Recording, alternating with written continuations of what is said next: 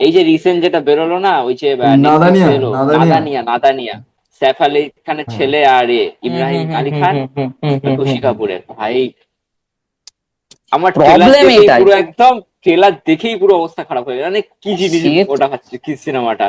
সবচেয়ে তো বেশি খুশি সেই কাপুরের ভাই। আমরা বিষয়টা ওটাই। এতদিন আমরা এতদিন জাহ্নবী কাপুরের বলতাম তো অ্যাক্টিং পারে না, বাট বাওয়ালের মতো টুকটাক কিছু সিনেমাতে করেছে, ট্রাই করেছে।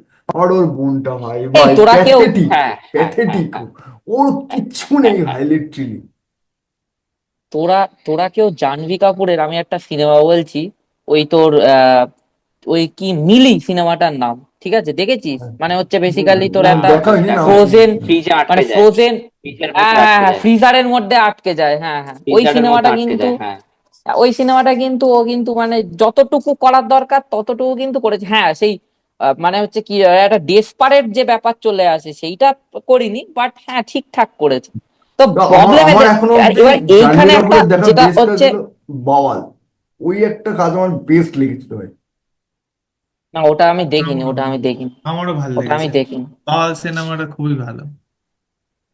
এবার বিষয়টা কি জানিস, এইটা অনেকে বলে যে বেসিক্যালি এই যে স্টার কিড বলিস, এরা মুখের উপর এত বেশি ডেন্টিং পেন্টিং করে ফেলে না, যে হুম। ইমোশন মানে একটা নর্মাল হিউম্যান যদি ইমোশন জেনারেট করে, তার যে মুখে যে ফেসে যে চেঞ্জ গুলো আসে সেইগুলো আর আসতে পারে না, আর তার ফলে প্রবলেম হয়। এটাও একটা হুম। কারণ হতে পারে।